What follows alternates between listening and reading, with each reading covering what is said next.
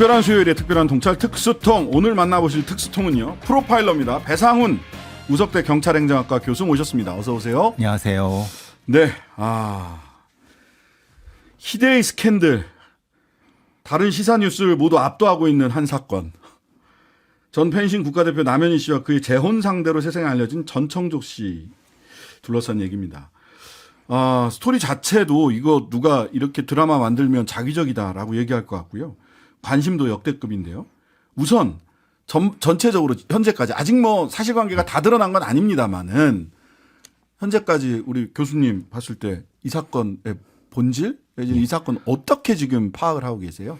사기 사건은 확실한 것 같은데 네. 사기의 주체에 있어서는 몇 가지 분류가 있습니다. 네. 비대면, 대면이 있고 좀 독특하게 사기 사건의 분류에는 사기범의 얼굴 유형에 따라 좀 나눠집니다. 그러니까 뭐 좀 시쳇말로 좀 못생긴 사기범은 잘생긴 사기범 크게 나눠지고요. 네. 그러니까 이제 진짜로 용모가 왜냐하면 노출해야 되고 노출하지 않아야 돼요. 그런 부분에서 구분이 되고 네네. 바이섹슈얼 같이 반쪽만 노출하면서 돌려 하는 형태, 지금 이 전청조처럼 네네. 그런 유형이 있고요. 네. 또 하나는 보이스피싱처럼 완전히 비대면하는 4가지 유형, 5가지 유형을 했습니다. 이게 사기의 전형적인 유형인데 네. 보통 사기범은 자신의 노출 정도 네. 그리고 피해자를 우리는 가스라이팅이라고 하는데 범죄 분류는 서브오디네이터로 갑니다. 지배. 서브오디네이터. 지배. 예. 심리적 지배. 서브오디네이터의 정도에 따라서 네. 나눕니다. 말하자면 초기 서브오디네이터는 그냥 단순히 이용해 먹고 버리는. 그런데 예. 중간은 공범화 시켜서 같이 가다가 버리는. 그리고 세 번째는 아예 처음에는 소위 말하는 피해자였다가 아예 공범으로 확 바꿔버리는. 그렇게 구분을 됐습니다. 네네. 지금 이 사건 같은 경우는 이것이 여러 가지가 다 섞여 있는 겁니다. 그러니까 이 전청조라는 사람은 여러 경험을 통해서 네. 일종의 모방형 창조 범죄를 계속 시도한 것 같습니다. 이 유형의 몇 가지가 다 들어가 있습니다. 그러니까 전청조 씨와 남현희 씨의 관계가 서브오디네이터 예. 지배 관계인데 정도가 좀 차이가 나는 것 같습니다. 뭐 공범으로 의심되는 부분도 있고 예. 피해자로 의심되는 부분도 있고. 네. 그러니까 본인이 주장하는 거는 전적으로 나는 피해자라고 주장할 수 있습니다. 나는 가스라이팅 당했다 이렇게 주장하고 있어요. 그렇죠. 남현희 씨는. 예. 정확히 말하면 서브오디네이트 된 건데 예. 근데 다른 사람 그러니까 객관적으로 다른 조건을 봤을 때는 그것만은 아니다. 그러니까 다른 요소도 있다. 말하자면 본인도 역시 그 관련된 범죄와 관련된 수익을 어쨌든 가진 것이 아니냐. 뭐 벤틀리도 그렇고 아니면 여러 가지 뭐 얘기가 나오는 것도. 네네네. 그러니까 그 부분에 대한 건 법률적인 부분은 구분이 되지만 범죄적인 측면에서는 아마도 서브오디네이트의 중간 정도는 되지 않겠나 싶습니다. 이게 지금 법률적인 부분이라고 말씀하신 거는 실제로 공모 관계가 있었느냐에 대해서 공범의 죄책을 물을 수 있느냐와 관계없이 범죄 학적인 관점에서 보자면 서브오디네이터와 공모 관계가 중첩적으로 나타난다. 그래서 이제 두 사람의 말이 어떤 거는 일치하는 데도 있지만 어떤 건 서로 상반된 주장을 얘기하지만 기본적인 팩트는 같은. 이게 심리적인 어떤 방향이 다르기 때문에 그렇습니다. 보는 방향이 다르기 보는 방향이 남현희 씨가 전청조 씨를 보는 방향, 그렇죠. 전청조 씨가 남현희 씨를 보는 방향이 다를 뿐이지. 예를 들면 뭐 그런 거잖아요. 뭐 2월 달에 내가 성전환 뭐 했다는 사실, 그 다음에 또 자기가 재벌 3세가 아니라는 사실을 전청조 씨는 남현희 씨에게 충분히 고지했다. 알고 있었다. 근데 남현희 씨는 마지막까지 완벽히 나는 가스라이팅 당했다. 이렇게 얘기를 한단 말이죠. 그건 이제 가스라이팅은 방법. 그러니까 서브오디네이트 방법 자체에서 전청조라는 사람이 쓴 수법 자체가 소위 말하는 스며드는 방법을 썼기 때문에 그렇게 주장할 수 있을 것 같습니다. 둘의 주장이 상반되지만 사실은 결론은 같은 거죠. 그러니까 스며들면서 마치 이런 것을 한 것처럼 느끼게 하는 방법으로 사기꾼들 우리가 보통 접시 돌린다고 그러지 않습니까? 접시 돌린다? 이게 사기꾼들의 속어인데 그 방법 자체가 이 사기꾼의 인지 세계로 끌어들이는 겁니다. 그러니까 실제로 성관계를 했는지 안 했는지 남현희 씨가 생각했을 때는 했고 전청조 씨 입장에서는 사실은 실질적인 성관계가 없었을 수도 있다. 그렇죠. 그래서 그걸 그렇게 착각하는 겁니다. 이게 정서적으로 말하자면 상대방을 조종하는 걸 통해서 사기범이 피해자를 서브오디네이터로 만들어 버린다라는 그렇게 거잖아요. 됩니다. 이런 사례는 굉장히 많습니다. 아, 많습니까? 사실은 많습니다. 근데 드러나지 않고 보통 사기 사건이 뭐 아시다시피 우리나라의 그 사기 사건은 하루에 900건이 터집니다. 네. 하루에. 하루에. 그리고 사기 피해 금액만 160조가 넘습니다. 연간. 예. 그런데 거기에 피해 보상, 그러니까 뭐 흔히 말하는 피해자한테 돌려받는 액수가 6조 정도밖에 안 됩니다. 5%가 안 됩니다. 대부분은 그냥 공중 분해되거나 아니면 뭐 범인이 쓰고 없어지거나 아니면 네. 이게 반공범 상태에서 중간 정도로 쓰고 사라지는 겁니다. 네. 그러니까 지금의 남해 씨의 지금 가지는 물품 같은 형태입니다. 네. 뭐 법률 잘 아시겠지만은 그런 경우에 국가에 귀속되면은 피해자한테 가지 않지 않습니까? 네.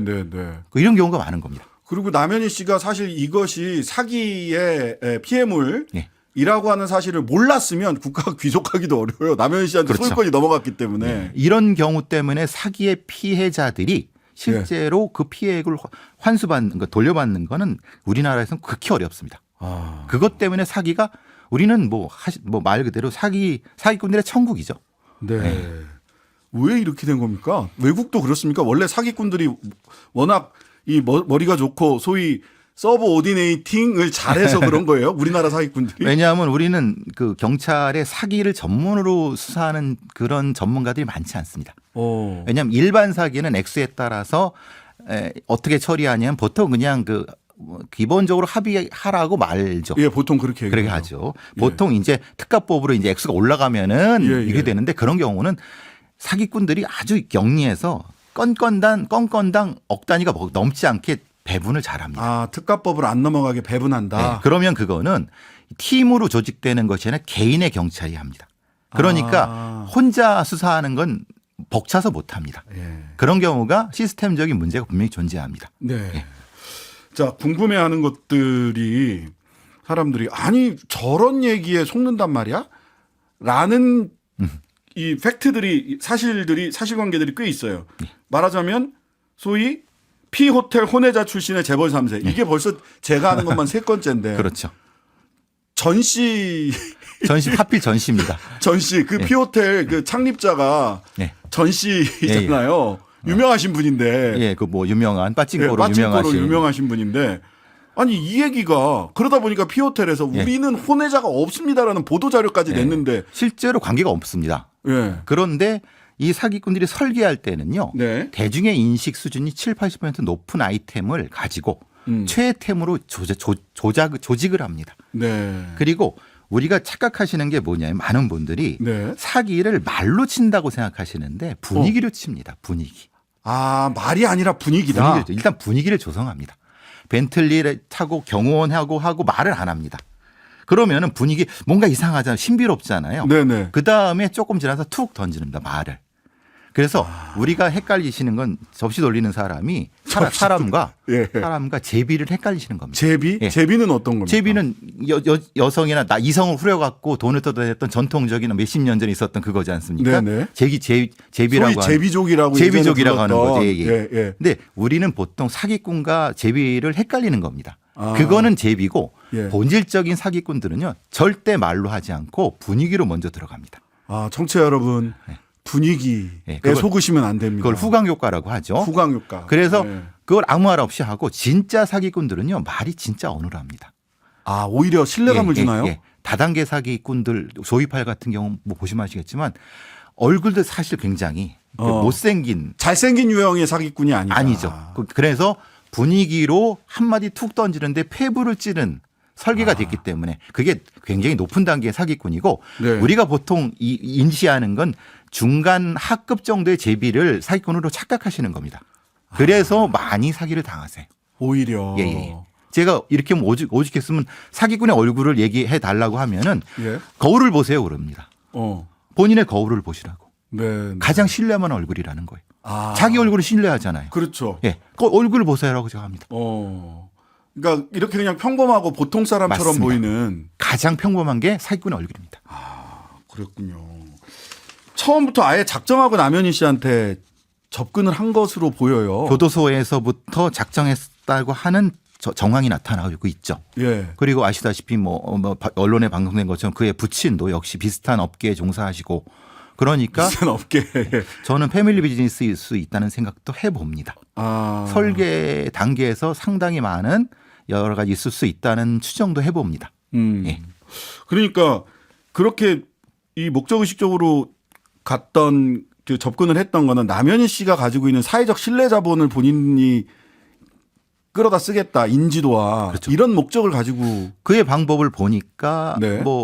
남현희 씨가 요리해 주는데 같이 와서 먹는데 누구를 부르는 거예요. 그 시그니에 있는 거주자를. 예.